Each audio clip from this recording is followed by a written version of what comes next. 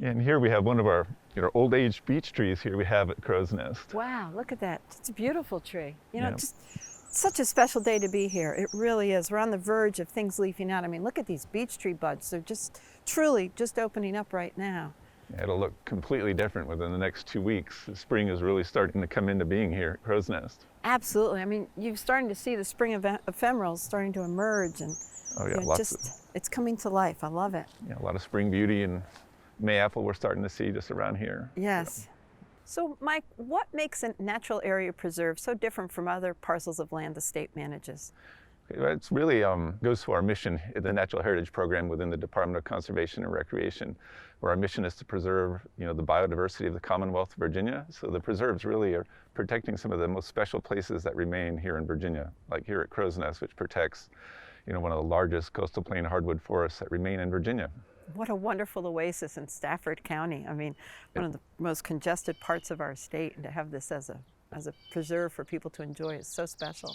How many acres is Crow's Nest? It's currently 3,055, and we hope to add more, obviously, in the future. So it's been pieced together over time?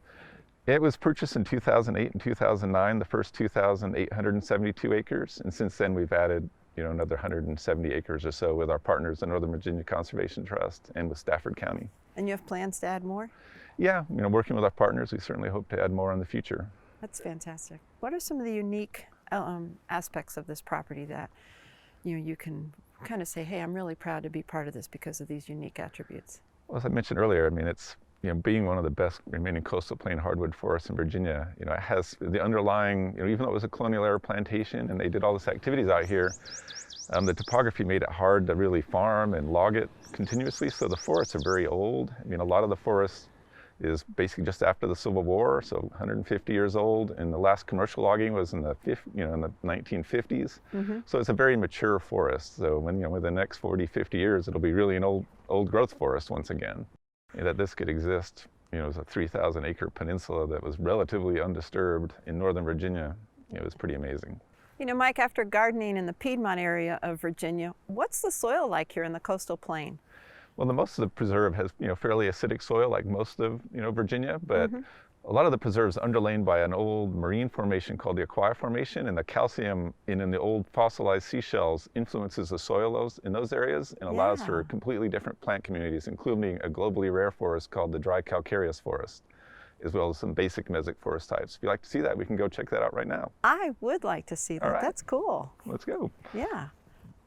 And a lot of the spring beauties are coming up right now. We'll have thousands of those here in the next few days. I was going to say, you've got thousands. You can barely see the leaves, but the buds are there. So they'll be beautiful very soon. It will be. It'll be beautiful later today when the sun comes out. Yeah, little fiddleheads popping up as well. This place is coming alive, Mike. It really is. I look forward to it every spring. So Peggy, we're walking through what's called the Mesic mixed hardwood forest, which is the most common forest we have here at Crow's Nest. Mm-hmm. And it's dominated by beech trees, tulip poplar, and various oaks and hickory species. Yes, it's so open too. It's so you can see right through it right now. Yeah, it's really sort of the quintessential view at Crow's Nest. Yeah.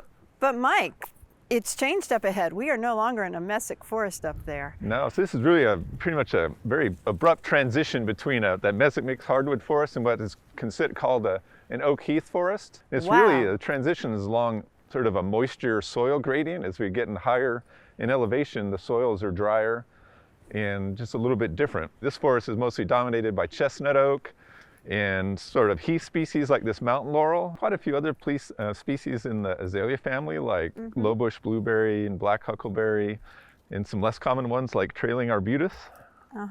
Everything that likes it a little high and dry, huh? Yeah, everything that likes it a little bit higher and drier. Well, you've got such a diverse topography here at Crow's Nest. So what are some of the other plants that are growing throughout the area that you'd like to highlight? So we have, the high calcium rich soils that we have in certain parts of the preserve, like I mentioned where the Aquia Formation was closer to the surface. We have quite a few mountain disjunct species like crested coreroot, Dutchman's breeches, blue cohosh, foam flower, and a number of those that are really rare in the coastal plain, but because of the geologic features here at Crow's Nest, they're able to find a home. Well, with all of these unique features and plants, you also must have really interesting bird life here, a very diverse population, I would assume. Yeah, we do, and large intact forests like that are found at Crow's Nest are really important for forest interior birds, the birds that don't do very well with forest fragmentation, that often nest on the ground or near the ground, like wood thrush, an ovenbird, Kentucky warblers, prothonotary warblers, Some of my eastern wood favorite. pewees, things like that. And these are birds that are just struggling with habitat fragmentation. Yes, and you say habitat fragmentation, people don't realize that with all of our expansion of suburbs in our communities, we've ended up with tiny little pockets where a crow's nest is a significant parcel of land, so that initial habitat and ecosystem is intact for these birds. Yeah, it is, very much so, here at Crow's Nest. Yeah, you're very fortunate, and so are those birds. But They are. sweeping it around, though, to an area that I know a lot of, but maintenance, good gracious, how? Because again, you are in the middle of a community and things fly in on the wind, seeds get dropped in by birds. How are you managing keeping this as a preserve with so many invasive species around us? Well, that is a big part of our job, particularly in the summertime. We have a number of species that we really work to control, primarily like Japanese stiltgrass, which used to be like a lawn in all the old roads and trails here in Crow's Nest. We've spent a lot of time working on that, and kudzu and tree of heaven, and a number of species that we've worked on here. And the goal is really to keep it looking as natural as possible, particularly where the public is visiting, so that they don't take those seeds elsewhere and transplant them to the next natural area or park that they visit. Yes. Do you take volunteers to help you? Do you accept volunteer help, or is Yeah, it... we do a lot of work with volunteers. We have garlic mustard pull days, things like that, where people come out and help pull some of the invasives that we can actually control by hand, and some of them they just come out and help us scout looking for it, because the easiest way to control invasive species is to find them early, and then you can control them before they get really well established, because then you can control them by hand and not have to use herbicides so much. Really, here at Crow's Nest with our small staff, having volunteers is really helpful to getting our jobs done.